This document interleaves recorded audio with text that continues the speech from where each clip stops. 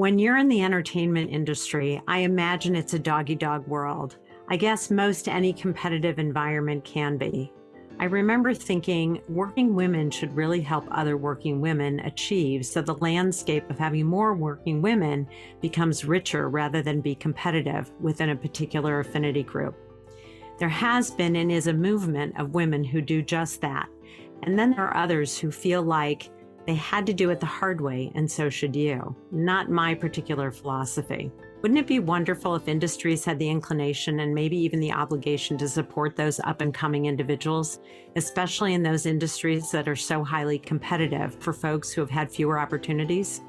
Two individuals whom you will meet today saw a need to do just that by developing and inspiring the next generation of multicultural students to consider a future in the entertainment industry, and not just in front of the camera, but the entire process, encompassing visual, spoken, and written storytelling, which also builds skills in critical thinking, collaboration, communication, and of course, creativity. Welcome to Small and Gutsy, our podcast featuring nonprofits and social impact organizations under $10 million. My name is Dr. Laura Witkoff, and I'm excited and proud to be your host. We hope you'll love the stories as much as we do, and perhaps you will find needed services, a job, volunteer, invest in, or donate. And for all of you followers, Small and Gutsy has just been granted nonprofit 501c3 status. We are thrilled to have moved in this direction, enabling us to continue to meet our vision of interviewing as many smaller nonprofits and social impact organizations as we can. So please pass along any valuable information you hear today to others and send me the name of any organization you'd like featured at lwitkoff@gmail.com. That's 2 T's and 2 F's. Creating Creators Foundation is the nonprofit side of Creating Creators LLC, the for-profit organization that partners with school districts to help guide and develop the students and teachers to discover skills and talents of their own that help them define who they are to the world, and by doing so, how they can contribute to an industry that perhaps felt unreachable to them. Creating Creators is comprised of experts from all the diverse mediums of the film industry. At their core, they empower teachers to use the different skills needed to create films as a tool for teaching, while simultaneously helping students use those mediums such as storyboarding, script writing, acting, directing, editing as tools for learning to help students discover their unique voices. They also create a bridge between students and educators to professional organizations to create a deeper understanding of the amount and value of skills in the entertainment world. And by facilitating opportunities through partnerships with professional groups such as studios, unions, and agencies, they are able to offer apprenticeships. What's truly beautiful about Creating Creators is that it is not only building skills for students, but giving teachers a new lens, figuratively and literally, to enable student learning of the necessary skills that foster success: collaboration, critical thinking, writing, problem solving, and more.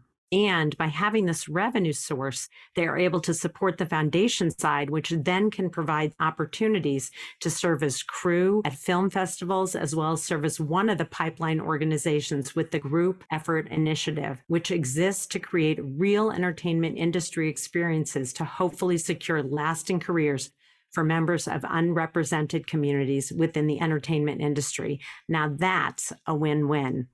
I'm so excited to introduce my two guests and to reintroduce a returning guest, Jessica Just, and yes, that is her real name, CEO and co-founder of Creating Creators.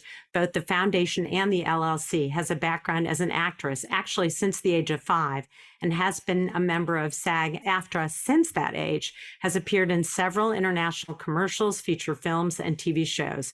She is also a producer and an editor, and she is also currently a partner at Open Perspective Media, LLC. Polo Munros, and actually your real name is Hipolito, I think, but I could be wrong and you'll correct me, immigrated to the U.S. from Mexico. Don't laugh too hard at my great pronunciation. At the age of 11, and grew up with a deep sense of spirituality that opened his heart to social justice. He also served in the U.S. Navy. Polo worked with Scholastic Book Fairs, among many other places, in developing the Latino school market in the Los Angeles area. His first production, The Flamenco Dreams, in 2003, was distributed through Universal Vivendo in partnership with Miles Copeland's CIA distribution company. He's the co-founding partner and producer at Open Perspective Media, which produced LA Business Today, a talk show distributed on PBS affiliate KLCS TV. He is also the publisher of the online magazines Latino Weekly Review and Landscape Latino. He serves as vice president of the board of the KLCS Education Foundation and is a board member of the Media Educators of Los Angeles. He also serves on the board of Seafest Film Festival. Phew, you're doing a lot. You both are doing a lot.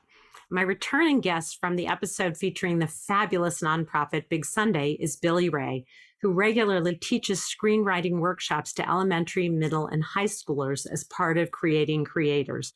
So clearly he gets around in the volunteer department, along with his regular day job, which is in the entertainment world. Billy is best known for having written the Oscar-nominated screenplay for Captain Phillips, one of my favorites, for which he won the WGA Award, as well as having directed and executive produced Showtime's The Comey Rule, which if you haven't watched, please do. Billy's films as writer, co-writer, or writer-director include The Hunger Games, Richard Jewell, Shattered Glass, and Breach. He serves on the boards of Common Defense and Big Sunday. He believes in democracy, justice, and the Dodgers. But I think he should be best known for his gifted contributions in sharing his wisdom with Creating Creators, in helping veterans who want to become film and television writers, for his endless energy in protecting our democracy through messaging, and for the deeply held value and belief that all of us in this country want the same things. Okay, and his love for the Dodgers too. So let's get started. Welcome, Jessica, Polo, and Billy. And let's start with Jessica and Polo, because I know you're connected in lots of different ways. So share how you got connected and really came up with this incredible idea for these young folks, because you're doing amazing work. I always have my perspective, and then Jessica reminds me, well, I think you have to look at it this way. But that's such a good partnership. For me, this whole process started, I grew up in Los Angeles, and this is an entertainment town. I ended up having friends who are working in industry. I ended up collaborating at doing some work for PBS, the KLCS station, which I didn't know was actually owned by LAUSD. And through there, one of my friends who I was working with his school is like, is this Polo from Queen of Angels? I'm like, yeah, who's this? This is Gustavo. And he was a principal at a school, and he's like, I need to talk to you. And so one of the things that he said, this is in 2007, 2008, he's like, we need help. The arts are being kicked out. We started doing this little work with kids, filming, basically telling their stories, right? And that was important for me because, kids, I would say kids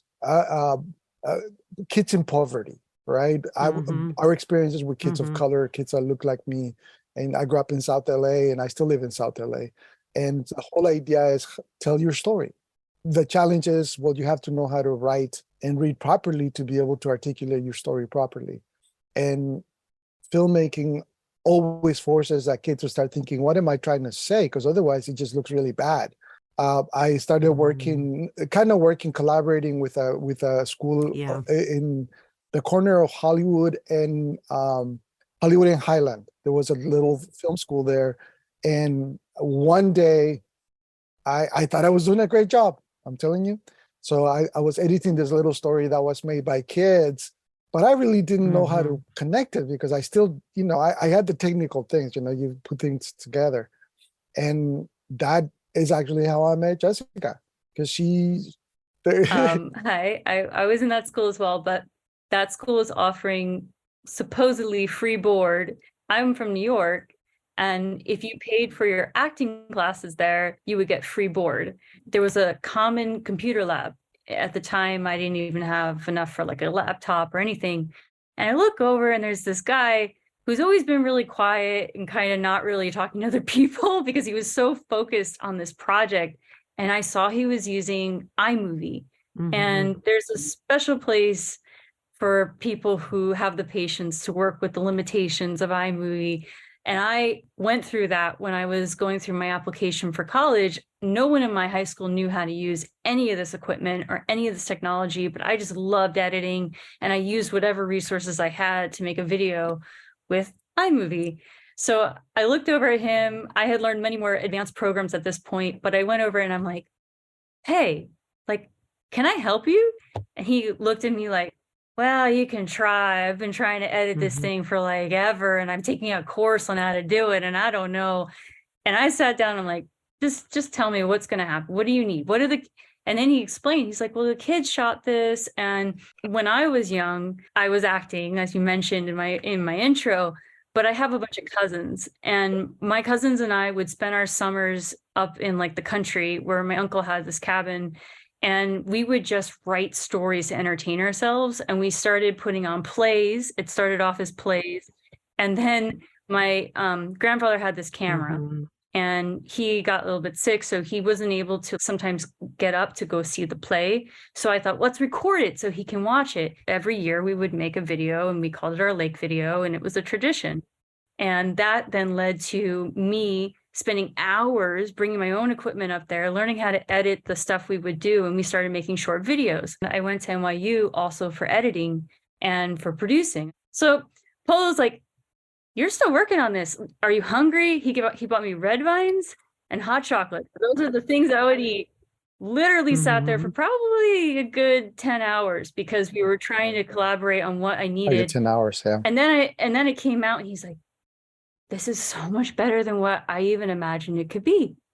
And I said, look, I really appreciate that you're trying to do the best by the students. And I know this feeling. I know those kids. I know exactly that moment that they're going to see their work, and they're going to be, so joyful of what they saw in their head be presented to many. I know that feeling. That's why I went to film school.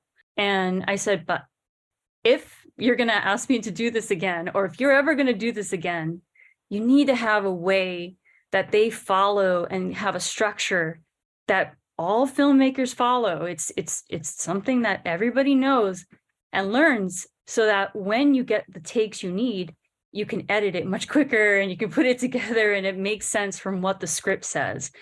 And he goes, oh, great. Well, come with me next time. And I'm like, come with you next time. He's like, okay, here's the deal. I have a car. I know my way around LA. I will help you get to auditions. If you once a week come with me to a school and help me develop what we do in the classroom. So great. What a negotiator you are, Polo. There was a little bit of me that was like, I came all the way out here to go to Hollywood. And I literally, my first time with Polo, we went to Bellflower, which is like almost an hour in the opposite direction. And I said, what am I doing? What am I doing? But as soon as we got into that classroom, as soon as I saw the faces of the students and how they lit up over the idea that they could write something and it could become a message in their story, what they wanted to say had impact on other people, and they got excited again about needing to learn, I was hooked. And Polo knew that, I think. He knew I was hooked.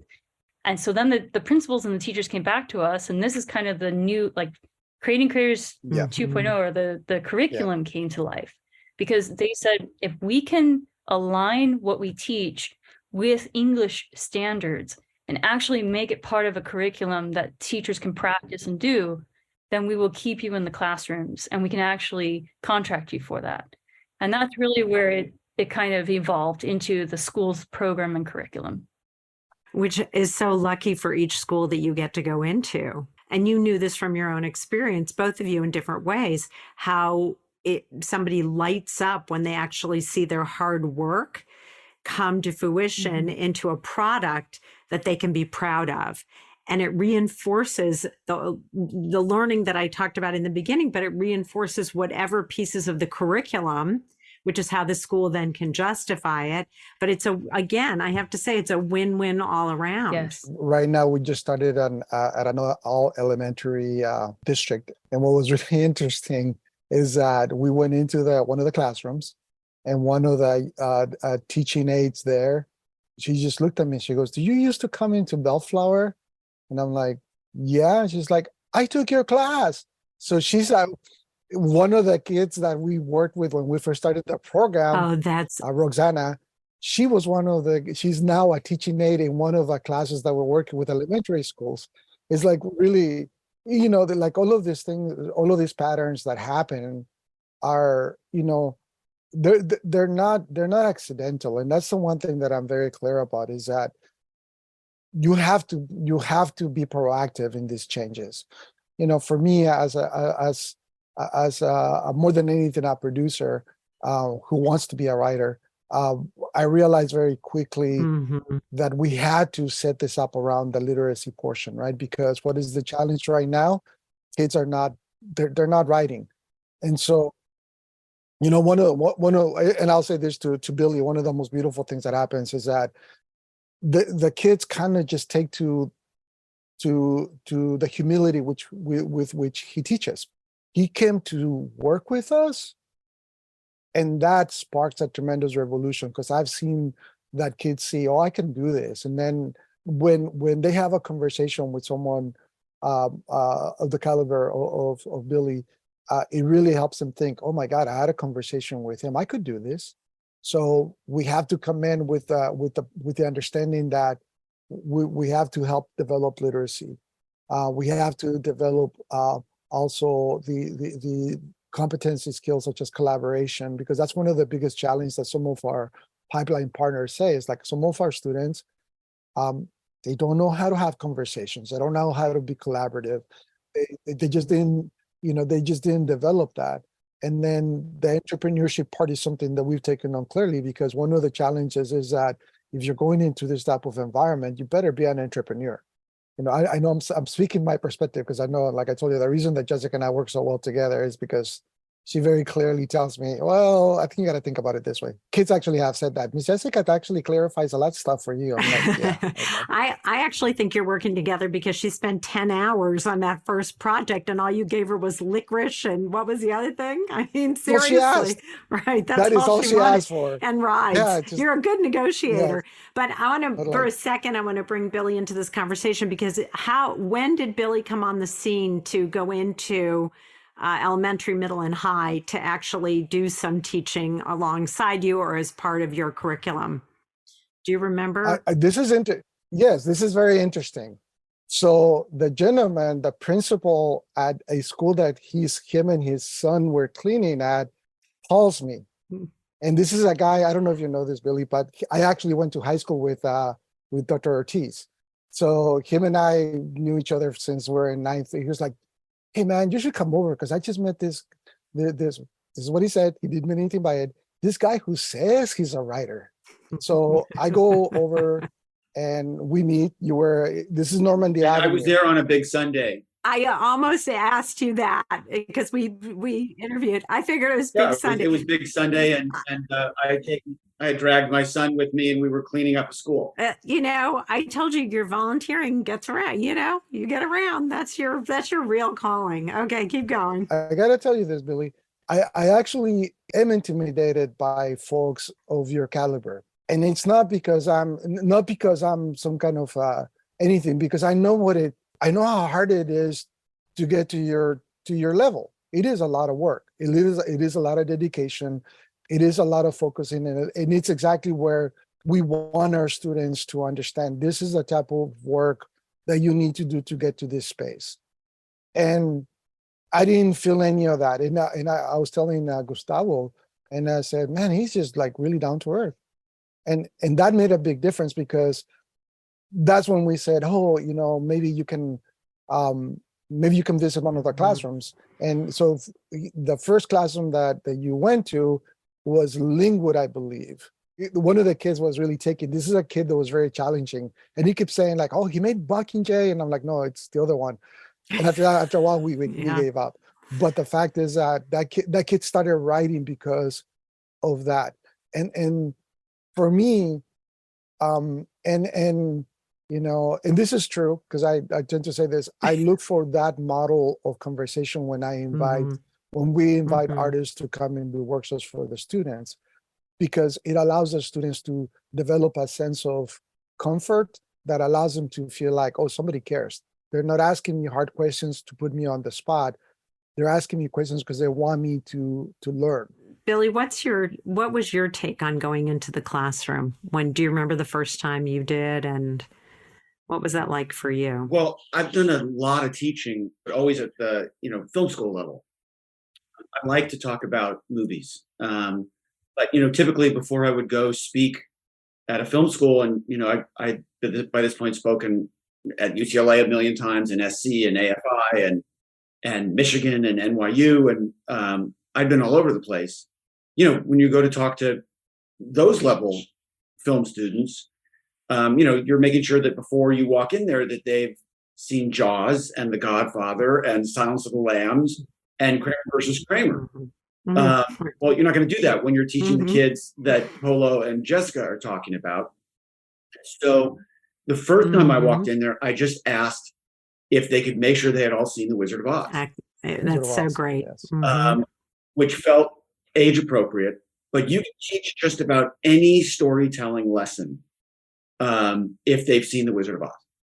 I don't know if I was in there for an hour and a half. I don't remember what it was, but they were a pretty lively group, and they understood this perspective of The Wizard of Oz. And then I said, okay, let's tell one together. Oh, so great. And I said, okay, so what should our story be about? And a couple of them raised their hands, and one of them said a frog. I said, okay, let's talk about who the frog is. And we named the frog, and we gave the frog a problem. We set the frog in a world, and then we gave the frog a bad guy, and then we gave the frog parents. And all of a sudden we were telling a frog story. And I was sort of taking suggestions and riffing and feeding them back to the kids. And pretty soon we had been in there for like a half hour developing a movie about a frog. It was a pretty good movie, I have to say. Like I really liked the story, and they really, really loved it. It was just one of those accidental discoveries. Oh yeah, this is how you do it with them.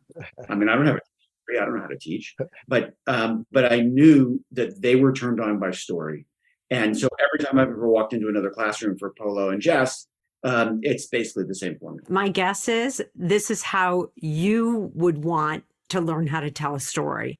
So just in at an elementary level. And so I think you translated what inspires you about story, which then inspires these students. I can tell you what that is. Okay. There are two things about that. First, screenwriting is an intellectual exercise, but it's designed to elicit an emotional response. Excellent point. Okay? Right. So if I've written a script and someone says to me, this is the smartest script I've ever read, I failed 1,000%. Because it's all up here. I'm reaching them in their head and not in their gut. When you think about the movies you love, they make you care. Like you want Dorothy to get back home, and you want Chief Brody to catch the shark, and you want Clarice Starling to catch the killer. You have not just a rooting interest, you care. You're invested. In big block letters over the top of my computer monitor, right above your head, Laura, it says, what is the simple emotional journey? Okay, what's the story I'm telling that's actually going to move people? I want to do the thinking so they can do the feeling. When I'm communicating with the kids, everything is about what's the most emotional journey we can take the audience on, and talking in emotional terms, not intellectual terms. And the other thing that gets communicated, because I think it's vital, and yeah, this is definitely how I learned how to write, is you stop separating the idea of story and character, and you accept that story and character are the same thing. Your character's arc and growth is your story. What they want, how are they trying to get it? What are their problems? What are their obstacles? And then we just start to riff. And the kids, they get it on the first bounce every time. And I wonder, for Jessica and Polo, I also wonder, kids have had, even at this young age, lots of emotional experiences. And I wonder if sometimes you hear in a classroom, or maybe Billy, this is for you too, that you hear what they do with a character, how they talk about a character, or how they're from their own experience that can sometimes have moments of heartbreak. I don't know if you've ever experienced that. You do a lot, because especially the areas that we work with, we have kids that talk about, something that happened with them with a family member or something that happens with them. We had, in the last 4 years, we've of course had the kids that went through the border crossings and such, and we developed a program that focuses on English learners, kids that have been here for less than 2 years. And the challenge with that is that some of their stories are like, oh yeah, when I got out of when they let me out, this is what I did. I will say this is exactly why, I am a progressive and I'm a liberal. Hopefully people, they can take it however they want to, because I have actually seen what people do to the vulnerable because of ideology. And what we want to do is we want him to understand that the story is true, it is real, and it's not something that they did to themselves. There's a lady, Rigoberta Manchu, who said, it doesn't matter whether you believe my story, I know what my story is.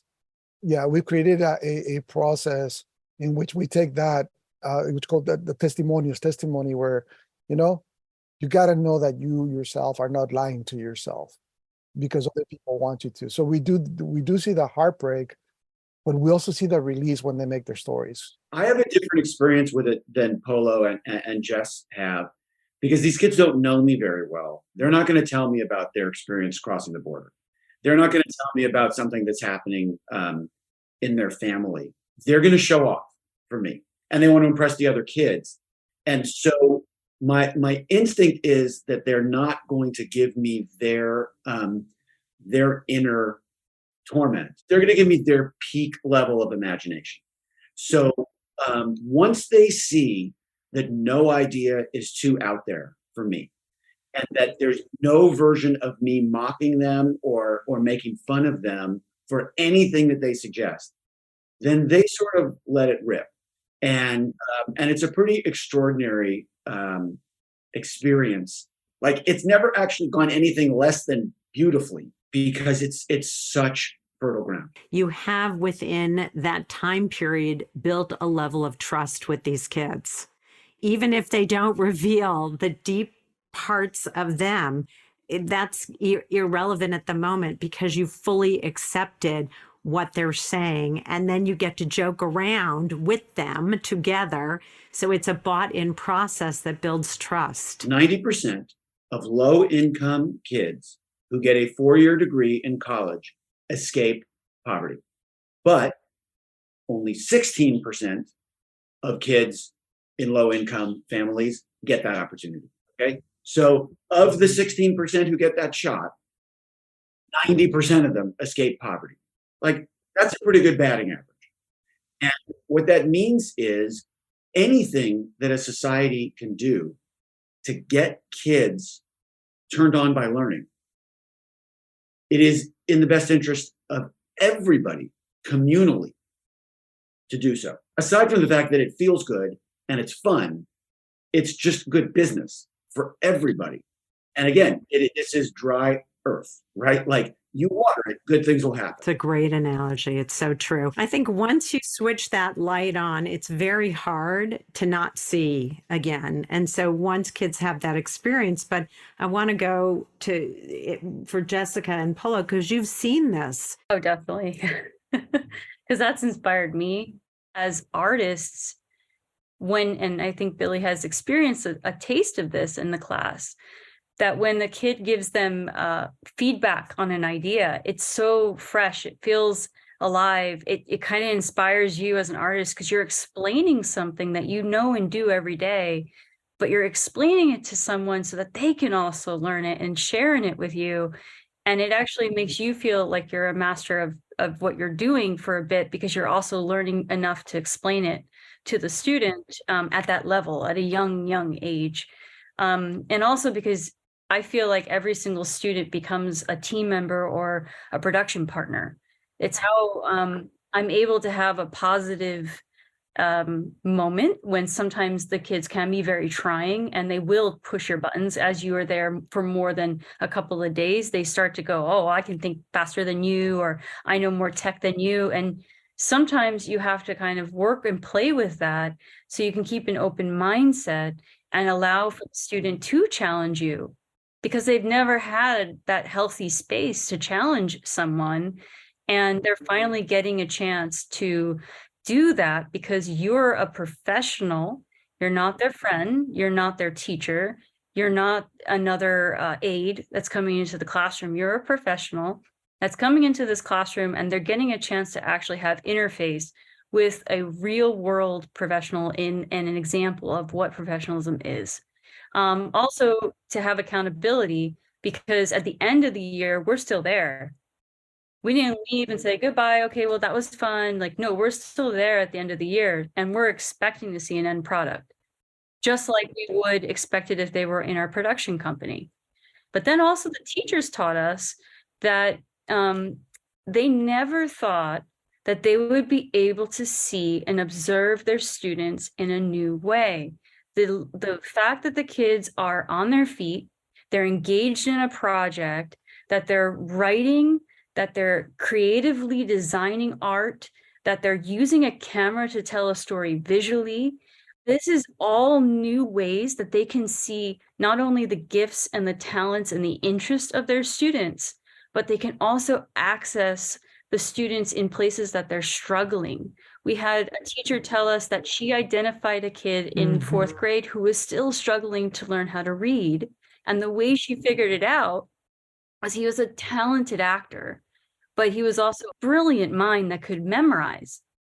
So he auditioned, he got the part, and then the kids who were in part of the script kept editing the script because they're like, oh no, someone wouldn't say that. We got to change that. We have to change this. And they gave him the new sheets, and then he didn't know, he couldn't read it. And he was embarrassed. And he had this moment of like, well, he was very confident. He was coming to school more. He was engaged more because he was like the actor. And then he felt this embarrassment. And so what the teacher did is she's like, so she worked with him. Now, of course, these are special teachers that are really amazing. And she worked with him after school, got him to that place where he could actually read the script, and he was motivated because it wasn't a classroom assignment that he had to learn it for. It was because he was going to be the star of the movie and he needed to know those lines. It's such a beautiful, beautiful telling story in so many ways. And I also feel like it makes me sad that creating creators isn't in every school, because especially, public school, because funding for arts has gone down, and certainly in schools that are not as well funded, or as in districts that are struggling so much more. You just made a plug for how issues can be identified early, and probably not even just academic issues, but social issues as well. The idea of collaborating together and doing something for a common purpose. It's really what our country sometimes struggles with. And here you're creating this in a microcosm that not only serves these kids individually well, but gives them in some way a roadmap about life that can be different, that perhaps they never thought about previously or never had the opportunity to think about.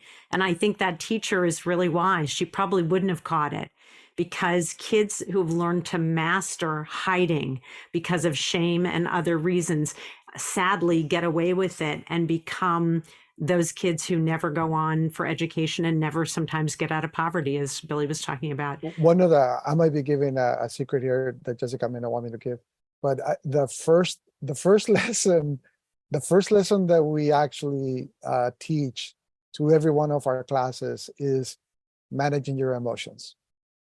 And it like, I've seen filmmakers go like, what does that have to do? And what's interesting is like, yeah, and I'm like, we sell emotions. And what it does is that it actually allows for kids to look at it somewhat clinically, even though our goal is for them to understand, oh, we're talking about your emotions. We're talking about sometimes you're not thinking about why you're acting a certain way, but let's do it this way. If you're trying to describe someone on a screenplay or on a story, because we always start at a story, we go through the whole process, like, what's an idea? Let's go through this.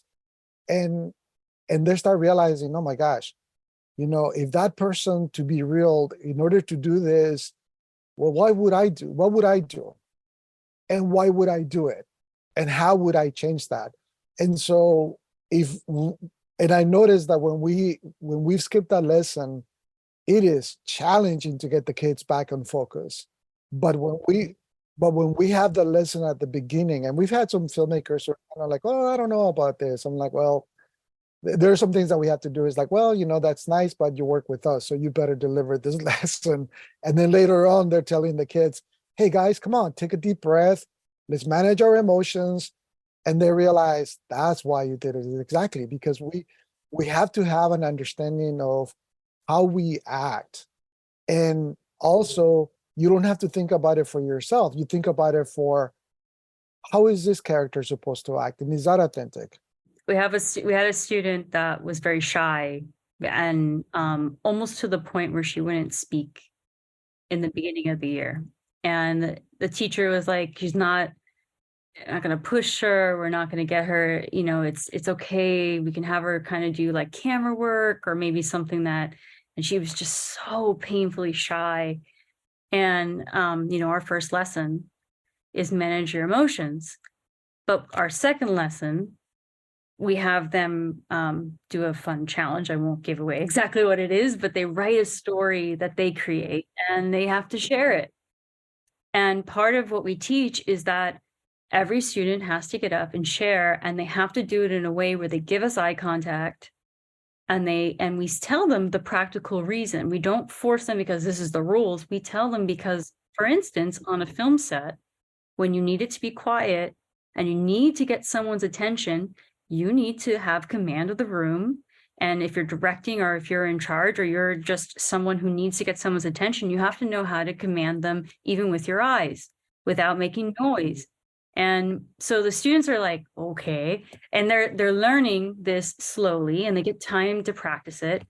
And you've got the kids that want to show off and they do the presentation, but then it came to this girl, very scared. And Polo stood with her and waited and just didn't give up on her.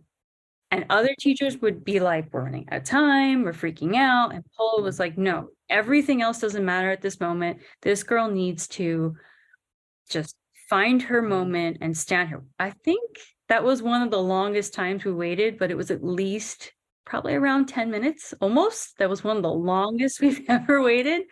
And finally, she realized Polo wasn't going to let up, and it clicked.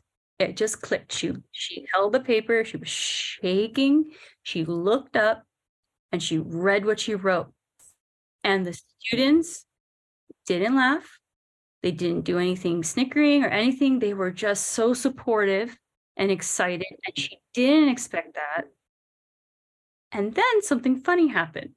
A couple of weeks later, we do a thing where we learn what role they're going to do by networking. And there's a little lesson with that. And they have to speak up and bring their skills forward. Would you believe that she became not only the producer at one point, but she also was the director of her film?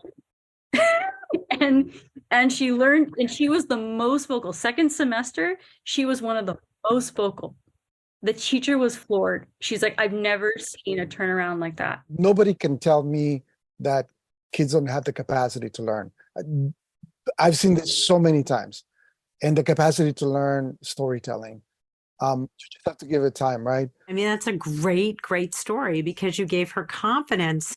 And I think Polo, just by stopping the clock, literally, you stopped the clock in that moment, even though it was clearly going on, but you literally did, in order to preserve that moment on behalf of her, because she was that important. And the reason why students were supportive, I think, is because the command that you had by doing that was illustrated to the rest of the class. This is how we do things. And everybody's included and everybody counts. And I love those. You changed her life. Yeah, to me, that's as impressive as a story about an open heart surgeon saving the life of that same kid. Like, I don't make a distinction between the two, except the surgeon is better compensated. Yeah, that's fair. Yeah. Mm-hmm. I agree. So if you all are ready for the quick and gutsy round, Billy's been through this before, so He'll probably have some answers right at the top of his head, but who knows? What is at the top of your wish list for creating creators? But the answer can't be money or funding. I'd like to see someone under the age of 12 come up with an idea that's so good that it actually becomes a movie or a TV series. Oh, I love that. That's cool. That is really cool. Okay, Polo or Jessica? I would like to make this the Little League of filmmaking, if you will. Yeah, that's a great idea. I even like that name. That's great. Yeah. To have it national, to have it in as many classrooms as possible, so that every child can have at least this experience. Yeah. Boy, I think it's, as a parent, it's just a phenomenal idea. And Polo, what about you? I'm seeing a lot of it already, but I think on top of mind for me is that it does have an impact in helping them see the best of themselves, because, they get to experience themselves at a level that they don't get to otherwise. Some kids have shown up at our classroom for 6 months and that's it. Some for a week. And our whole essence is, how do we make an impact on a kid? Because I've seen people do this. I met this person and that changed my whole world. How do I, create an impact on this child so that they can see I am a gift to the world, and somehow I'm going to figure out how to get it out there. That's a great wish. I love it. If you were to think of a song that describes creating creators, what would it be? If you were to think of a song. Oh, Starman. I've always known that. Starman, the moment that it says, let the children play. Joy to the world. Joy to the world. Joy of the world, definitely. Somewhere over the rainbow. That goes with the Wizard of Oz, right? Yeah, that's great. Yeah, I'm theme based. Yeah, I love it. That's good. I should have guessed that. What makes creating creators gutsy? Your organization is gutsy. What makes you gutsy? Yeah. No, we truly believe that every child, because we work, of course, with child to youth, that they have the ability to become competent and in finding out who they can really be. And what makes us gutsy in a sense is that sometimes it takes a lot of work for the kids when they work with us, but we get to work. But now we've seen some kids go from 7th grade all the way through college. That's so great. And then become student teachers in a classroom that you then go and teach in, right? We have that. We have a kid who is graduating from Chapman, who is at the high school that he graduated from. So when someone goes, well, what can we really do here? We just point at him. Well, look at him. Jess, what about you? We've been told no. We walked into an industry in education where there's a lot of opposition to the arts. There's a lot of opposition to the fact that you're taking away education time. And I think what makes us gutsy is that we see that there are actual connections between industry and industry leaders, that they need to know about this because it's going to help everything in the industry. But also we have to stay patient and work with educational politics and other things, that we just stay the course and allow for both of them to finally see that they're symbiotic, and that, that the kids that are trained and go through this program have many, many, many advantages to their placement in the industry, and that the industry can be innovated through it. But that also, sometimes you have to have that patience in the classroom environment, because our teachers are constantly being told no. Our students are being told no. We're being told no. And we just have to stay the course and stick with it, because we really truly believe in it. In what you're doing. Yeah. Well said. Billy, what do you think makes creating creators gutsy? Because they keep pushing kindness and positivity in a world in which kindness and positivity are considered to be a handicap. What is something that outsiders or even a few insiders don't know about creating creators? What's something that outsiders and maybe even a few insiders don't know? Oh, that's easy. That the thing that sounds like a hassle is actually a gift. Like someone says to you, oh, can you drive to Montebello at 9 a.m. and teach a class for, 65 minutes or whatever it is, get in your car and drive back, and you're thinking, oh God, I just nuked my entire day, right? What a hassle. And that drive home, you don't even need the car. Right, because you're floating, because you're just floating. Yep, love it. Polo and Jess, what do you think? What's something that outsiders or maybe even a few insiders don't know? I think Billy just kind of said it for me too, because I can tell you this morning I had to be in Riverside at 8 in the morning talking to an administrator and then driving over to an elementary school district in Buena Park and having the same experience with kids. Some of them are just funny. They stare at you because they don't know how to take you because you're making them do a lot of work, but they do the work. And they go and film their piece. They come back and they talk about, the experience of creating something that took so long. Man, that was so hard. All we had was 3 takes the whole time. But then you hear them talk about it. You can see that they're really enjoy about it, right? And that drive, like Billy said, or those moments where, I had a kid who told me this is terrible. I don't like doing this. He told me right to my face, and then the other kids are watching him and they're like, sometimes you were telling us that you really like it. How come you're telling them this? So like so you learn to kind of take those moments and realize they're getting impacted. And so the hardest thing this is the hardest thing I've ever done. And it is the most joyful thing I've ever done in my life. I wish to people that they have a day like I have every day. I really do. If I'm allowed, 2 things. One, as an artist doing this program, you're going to become a better artist, hands down. And then something else. Many, many, many, many, many, many people in different industries are asking, what do we do? How do we help our industry? How do we diversify? How do we prepare? How do we get these kids engaged? Guess what? If you can start younger and invest in them younger and bring them alongside a mentor, actually see the successes that they can go through and what arts can do, because that's what arts does, is allows them to see them achieve something. It doesn't matter what industry they go into, they're going to have those abilities to talk better with people who they don't normally relate to. And they're going to enter the workplace with a bigger and more open mindset, hopefully from this experience.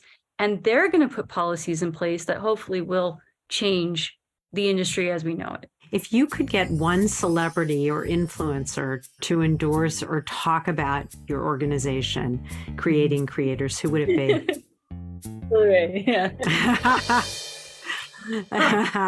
Okay, who's your second choice? No, I'm kidding. You got him. And Billy, what about you? Same one I had for Big Sunday, LeBron James. LeBron James.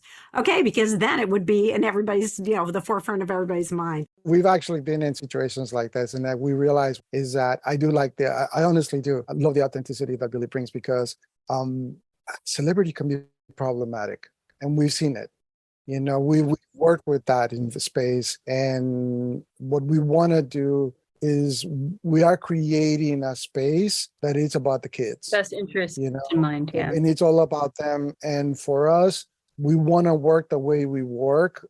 And we have people, we're really lucky. We're doing I'll give you this. So we're really lucky because we right now are working with LAUSD to create their first film festival. Oh, that's great. So it's a great opportunity to really help them understand this is what this platform can work. One of the filmmakers that works with us is a really close friend of Tenoch Huerta, the guy who did Namor, right? And so we just happened to have co-produced the last film because he was the director-writer and we're co-producing it. And so for us, what we realized is that it's not about the celebrity for us, it's about the idea and the voice and the authenticity, which I know that sounds odd for people, but that somebody brings. When Billy says you need to do this, we're like, okay, we got to figure out when to do this, because that space, that is for us the importance of someone who we know elevates the kids. You want somebody who's basically on brand. I wonder if it's really your celebrity would be somebody in politics who would say this program should be, instead of No Child Left Behind, it should be Creating Creators should be part of our standard curriculum in the public school system. So I'm putting that out there. That actually was a secret of mine that no one knows. I had imagined that a politician would adapt this into like a national curriculum. We do have, yeah, we do have advocates, which is really Sure. nice. Mm-hmm. So I just want to take a moment and thank you for being on Small and Gutsy. You have just been a pleasure. I've learned so much. And most of all, you've renewed my sense of building community, connecting through youth. And even when you're at your last thread, they'll come up with something that, as I think Jess, you said, it teaches you, learning together. And so I just want to take a moment and thank you for being part of the Small and Gutsy family, and thank Billy again for coming on my podcast. All right, guys, thank you very much. All of the Small and Gutsy episodes can be found on the Intrinsic Group website, which has a Small and Gutsy page.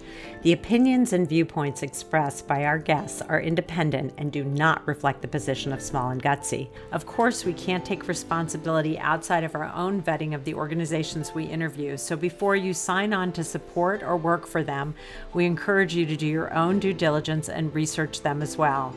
We just want you to learn about the Small and Gutsy nonprofit and social impact organizational sector so they can spread their story and their impactful work. I want to thank my partners in this endeavor, the Intrinsic Group, my brilliant sound engineer and composer, Pavel Franson, my very talented graphic designer, Nate Addy. Please check out their bios on the Intrinsic website.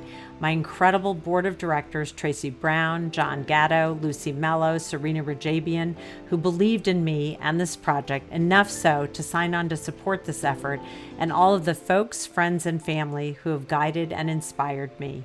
A very special thank you to my biggest champion, number one fan, and best friend, without whom none of this would be possible. Thanks, Mark Witkoff. Thanks for being there. And thank you for listening. If you like this podcast, please share it with your friends, give us some stars, and write a review on wherever you listen to podcasts. From small and gutsy to big with impact, I'm Laura Witkoff. Thanks for listening.